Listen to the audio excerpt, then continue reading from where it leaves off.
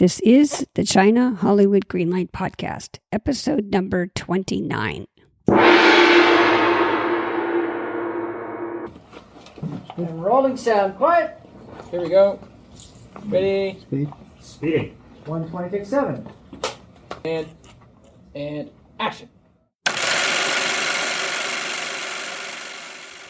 This is Karen McCann, the host of the China Hollywood Greenlight Podcast, a podcast about creating and distributing content for both Hollywood and China. If you like the show, please go to iTunes, subscribe, and leave a rating so other people can find this podcast. The more we work together, the more opportunities will be out there for everyone. Any links mentioned in the podcast can be found in the show notes at chinahollywoodgreenlight.com/podcast, and look for this episode, which is number 29.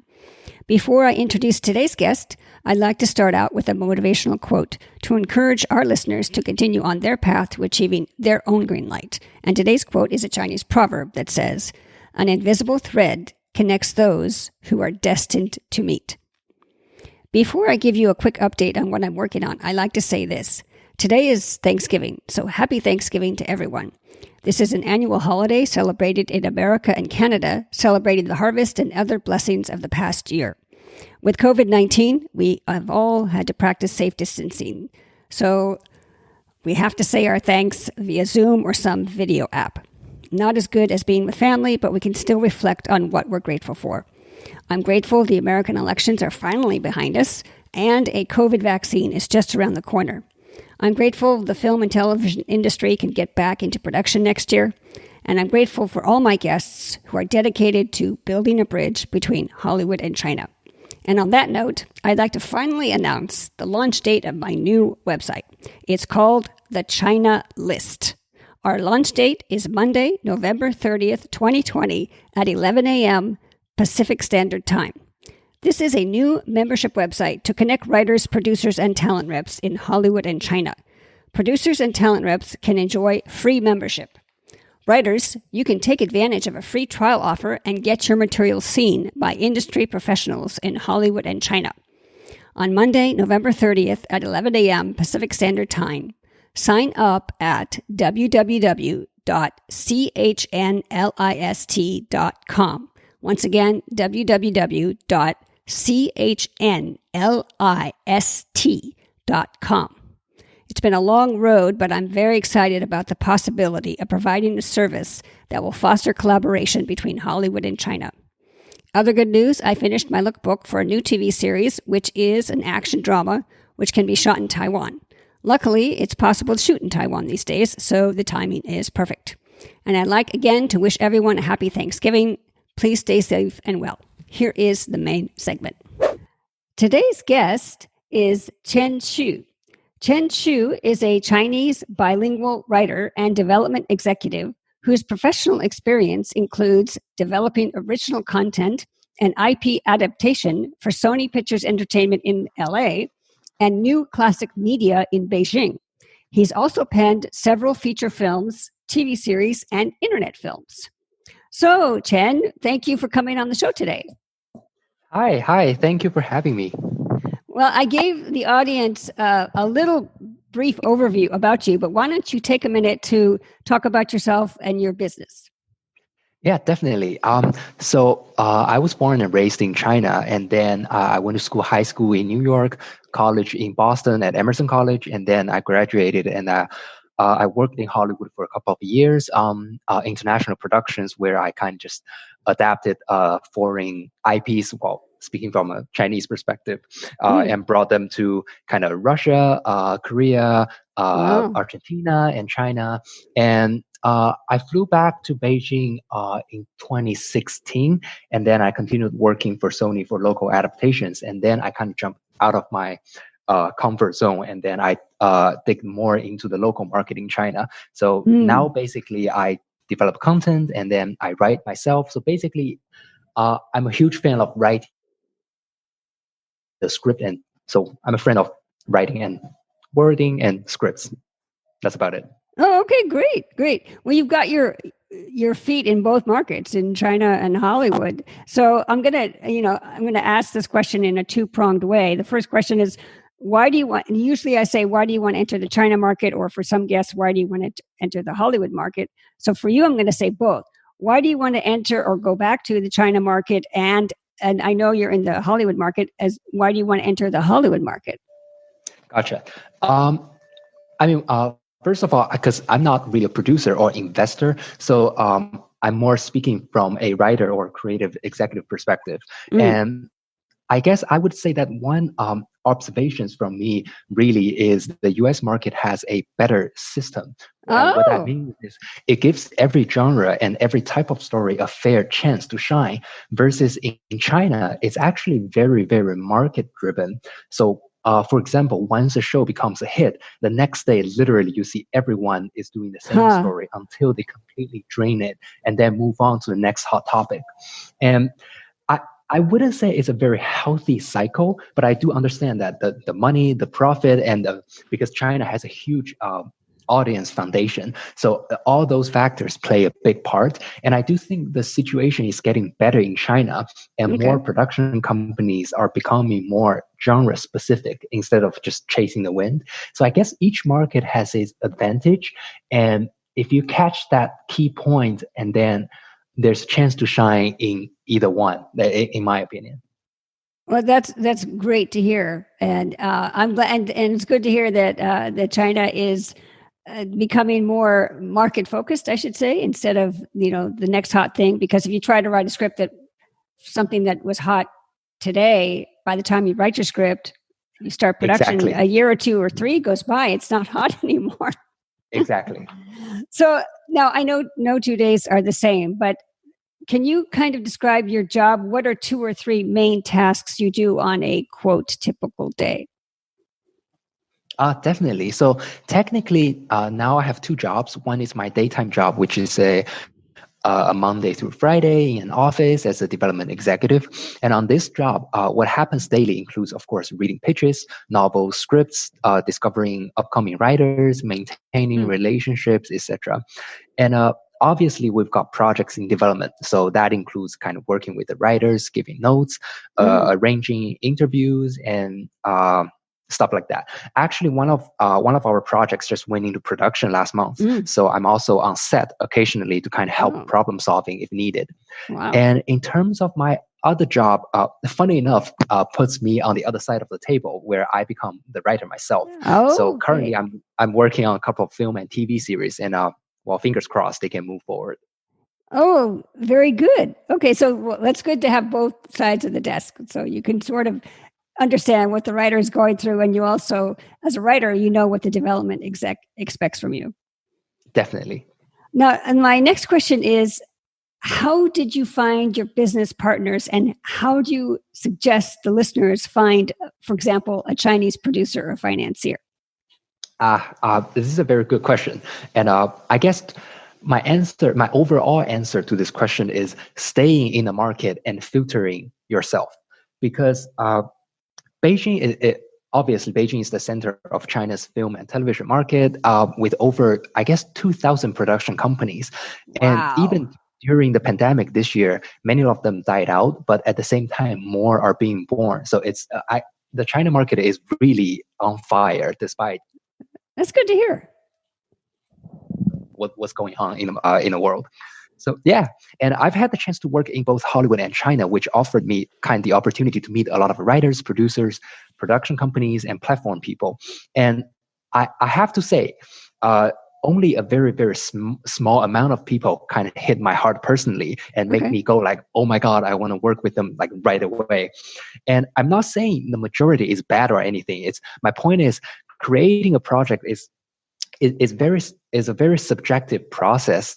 And I always believe that a story can go a million ways and there's never a best solution. So as long as the story is complete with a consistent style, I believe it would work. And with that said, I guess it's significant to find people who share the same vision. That's the foundation of basically everything else. And my personal suggestion to find those people, the first is put yourself in the market to meet as many people as and projects as possible. Because thousands of pitches are going around town on a daily basis. You have to see them with your own eyes. And the second is be on your radar and kind of just remember those people who instantly get your jokes or share similar habits with you, or it's all hidden in the details. I really believe that. And I would say one other reason is sometimes people do more than what their job titles say on a project, right. Especially in China, because it's a little bit not systematic enough. So this is another difference between China and Hollywood. So in Hollywood, people kind of stick to their own duties very strictly, but in China, a production designer can sometimes go direct on set, and sometimes a line producer can operate Final Cut 7 to edit. So wow. I guess you really just need to see and filter yourself. And I really think that's the only way to discover truly valuable partners, whether it's writer, producer, director, or anyone else. Well, hopefully next year it's going to be different, with the vaccines coming and all that. As far as getting on people's radar, would that be like going to these virtual film markets or doing more social media, or how would you get on someone's radar? I think that's definitely a good way to start. And I mean, when I say be on the radar, it's if you want to say find a good director or producer in China, I guess watch some shows. And then by that, I don't mean just to watch the trailer or hear people talk about it. You really got to watch at least like 3 to 5 episodes. And then if you catch that, oh, I love this, the set design on this project, then go to the credit and see the name. And then you search the name. And I think that's how you really find people. Yeah, that's a good tip. Now let's talk about maybe perhaps a past project. What was an obstacle that you encountered on a past project, and how did you overcome it, and what did you learn? Well, again, because I deal with scripts and writers most of the time. So for me, it's definitely development. And it's always development, in my opinion, because I've seen many things go wrong on set or in the editing room. But still, I've definitely seen way more mistakes during the development process. Because here in China, everyone says script is the foundation of a project. However, I really think less than 10% sticks to this sentence throughout. So, because fun fact, like a lot of Chinese posters don't even have writer's name on it. And then it was quite shocking to me as well, because I think this is a perfect example of how writers and the development process are underestimated during the process of creating a project. So, and sometimes when a project is made and doesn't really do well on the market, and when you trace back, most of the time it's the scripts. And when people develop a project, obviously. So I'll just share my own experience, because when people develop a project, obviously we give notes and discuss and we talk about it. And I think one of the problem is that the notes don't really come in one voice. And there are 2 main reasons, in my opinion. The first is people usually offer their feelings, which are not exactly notes. Typical words go like, I think the story is good, but it just lacks that one last push. Or sometimes you hear things like, we got to extract that spirit a little bit more. I mean, to me, those are kind of alien words, because it's got no direction. It cannot be applied to scripts. And the second reason is sometimes people don't talk based on existing materials. They talk based on their own vision of the story. And I think it kind of proves the point I made earlier, that you need to find people who share the same vision in the first place. And because oftentimes people just start tossing random ideas which have nothing to do with what's written. So those might be good ideas, but again, if they cannot be applied to what's being written, I personally don't think they're effective information, and they can't really help with the process and the second draft, because people will always talk about the first draft of a new story. It doesn't really work to me. Yeah, go ahead. Oh, okay. And what I just said actually just happened to a project I was involved in, and that at one point even the genre was about to be changed. So Oh that no. was a little bit scary, to be honest. And however, luckily on that project there was this writing consultant who was very, very experienced. So she ended up kind of being the bridge between the writer and everyone else, where she kind of took everyone's opinions and quote unquote translated them into language that writer could exactly understand, absorb, Right. and apply. So with this filter, it really solved many, many problems. And I actually think every project needs someone like this.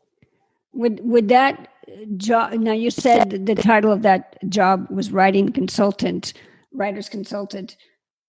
Is that the job normal people in development would do that we do in the US, or is it still not quite the same way in China? I guess that writer consultant I just mentioned, in Hollywood, the equivalent would be a development executive, where she kind of represents the studio and give the like short effective notes, and the writers carry on in their next draft. However, in China, sometimes multiple people carry the same duties. And again, because they don't really kind of put them together into one voice, as the project progress, you really just start hearing different things happening at the same time. And then in China, we do have this job where I guess there's not a direct English version of this job title, but you can understand it as a development executive. And sometimes it's actually, it was a hot topic before in China, where those experienced or kind of older writers, they're accusing those development executives are being very young people freshly out of college. So it kind of creates a natural conflict where the writers are like, so who are you to give me notes? Yeah. On the other side, the young executives, it's their job to kind of really kind of research the market and provide young blood, which makes sense on both sides. So I think we're still trying to figure out a more effective way here in China. Well, you've got the Sony experience, and you've obviously got the Chinese experience. So you sound like you've got both sides. But you see both sides, so that's yes, good. It definitely helps me see both sides. It's very interesting. Okay, now if you could magically solve two current problems, what would they be? Well, I guess if I have magic powers, there's one thing that I would want to kind of solve, which is obviously the development process. Is kind of just have people pay more attention to development process and have people stick with their vision and agreed on what have been discussed, and just stop creating 5 projects at the same time. Yeah, exactly. Now, when you say 5 projects at the same time, is the writer doing 5 different scripts? Oh, no. What I mean is we're still working on one project, but as people start tossing ideas, it kind of becomes different stories. Okay. So that's number one. Right. What's number 2? I actually don't know. I think that this is the most important thing that I personally care about. So that's the one thing I wanna solve. Is there like, I'm just curious, in China, is there agents where writers send their scripts to, or is there like, in America we have something, like these script hosting sites like the Blacklist, the Red List, the Young and Hungry List, and there's all these script competitions. So there is a way to, if you have a script, you can send it to some site online to host your script, or you can enter a competition, or you can try to send it to, however many agents you want to. Is that how it works in China? Yes, most of what you just said are valid, except for the agent/manager system. They don't really exist in China. So writers here, they don't have agent or managers. And then so festivals, competitions, all those exist, and there are a million different kinds. And I guess another way is people would hand their scripts through Weibo, like which is Chinese Twitter, like sometimes they would add like a famous producer or director, or just kind of send them private messages saying like, "Oh, I have this project." I mean, the success rate is very right. low, but that's one way to explore. Okay. And sometimes it's low. It's low. Okay. Yeah, it's definitely quite low. And on my day job here, working for the production company, sometimes we do receive pitches and just finish the scripts. But it really depends on, one trick to that is I would suggest writers on the market to research the production companies first, because sometimes you would have like a production company that's really good at creating urban family relationship type of dramas where they would receive this hardcore like First Blood type of story. It's kind of off in the first place. Yeah. And then so I would say it's a good thing and very brave to kind of send scripts out, but the more research you do beforehand, the better the result might be. Exactly. Wow. So you're quite the gatekeeper. If you don't have agents or managers, you really have to deal with the flood of scripts. So my hat's off to you. Thank you. Now, what sort of future projects are you looking for? And what do you think the Chinese studios are looking for? Personally, I would say I would personally suggest three types. The first type would be young content, because the world belongs to the young generation. Like that's just a fact. So whatever they like, I really think the production companies, the writer, director, producer, everyone needs to pay attention to, because they would grow into really strong consumers. And right now with the internet and everything, they are the main force of the future. And I guess the second type I would say is stories that have long shelf lives. What that means is, for example, like love stories, stories about friendship, family, etc. All those stories have a universal theme that everyone can instantly. Really, those are international stories that could hit everyone on the planet. Right. That is, I guess, is a safe card to play. But obviously, you really need to kind of be innovative, because I guess the best example would be This Is Us. Right now, it's like 5 seasons in the US. It's a huge hit. It's a huge hit in the US and also a huge hit in China. Like I cried watching the first episode. Wow. Yeah, and I've seen people talking about it, and then they cry all over. It's like, oh my God, what's gonna happen next? And really, when you dissect the story, it's just little family daily stuff, but it touches you. So I think that's, if anyone could achieve that would be very, very powerful. And I guess the second is from a genre perspective. I would personally say comedy, because it's, first of all, it's the most difficult genre to write. And then, but also I think it's the genre that always works, because especially right now, like people seek for laughters and people need cure. So I think comedy it's going to live very long. Okay. Well, do you mean, that's interesting that you said that, because a lot of people will think comedy is a hard genre to travel. Now, unless you're writing, for example, you lived in America, you're Chinese, you live in China, so you understand perhaps the Chinese sense of humor.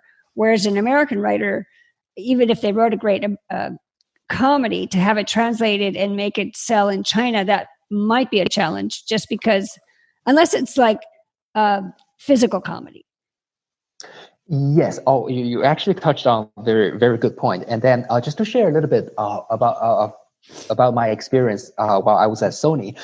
When I was at Sony, I worked for the international productions at Sony Pictures Television, where we basically brought American sitcom IPs and brought them to countries outside the US. So my boss, I wasn't really involved in the process of the first hit show that my bosses did in Russia. The show is called Veronins, and then it was adapted from Everybody Loves Raymond.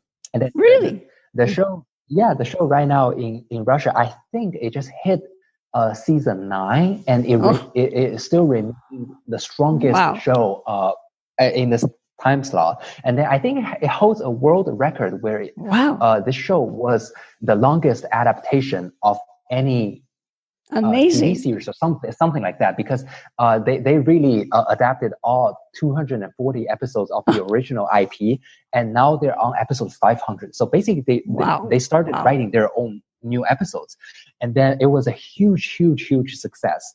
And for China specifically, I definitely agreed with you that because sometimes the comedies in China are still more on the physical side, and then sometimes the sitcoms in the US are more sophisticated. And Yeah. then I was involved in this Chinese adaptation of a very famous sitcom from the US called Mad About You from the Right, right, 90s. right, right, And right. then yeah, so the show was actually the show was premiered a few years ago on Dragon TV and Youku, the platform Youku in China. Right. And then it was adapted from Mad About You. And then during that process, we've encountered a lot of very interesting problems and incidents.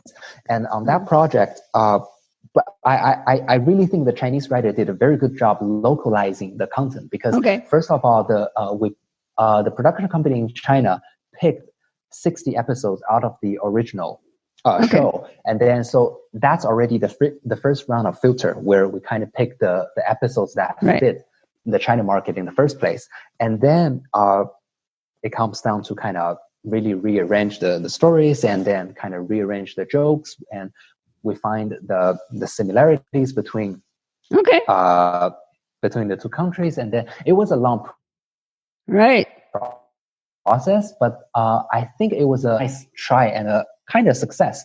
And then so I think people are still trying to do that, and I do think comedy, like you said, is very Okay. it's kind of hard to travel, but still I think it's worth exploring. That's quite a success story, because Mad About You was not physical comedy, but yet Exactly. it translated with the right Chinese writer or someone Definitely. who could localize it. Yeah, that's good. That's good to hear. Okay.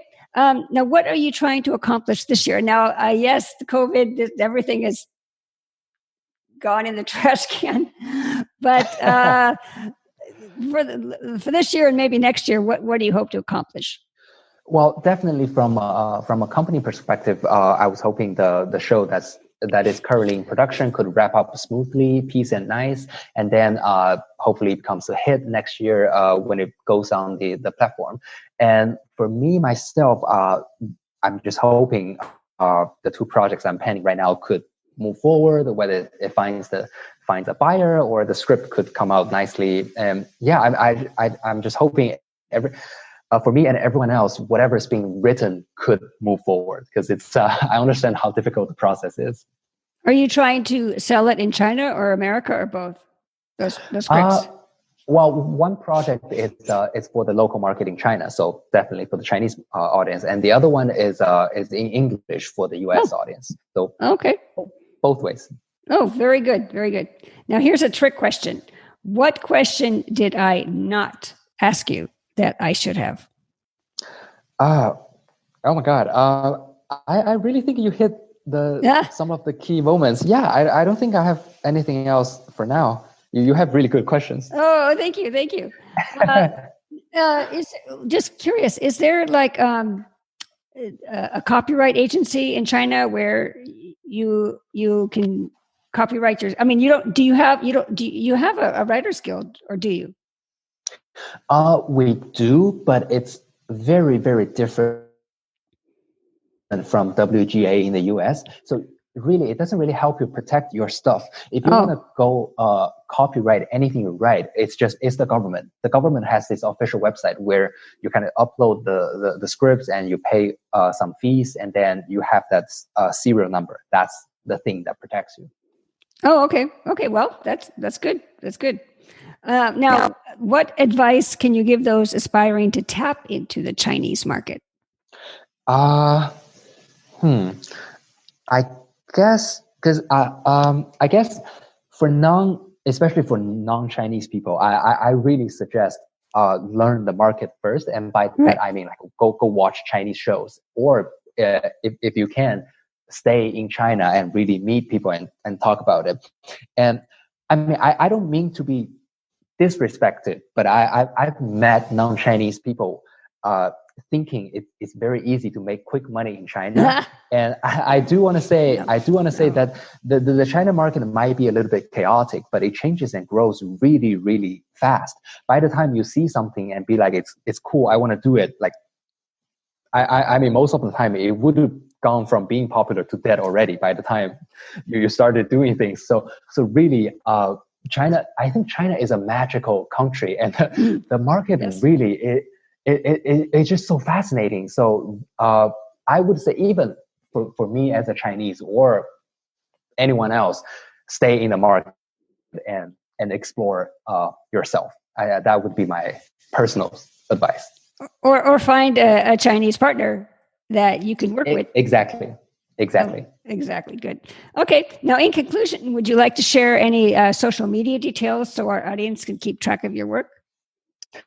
Not really. I guess it'll be my LinkedIn, but it doesn't really matter.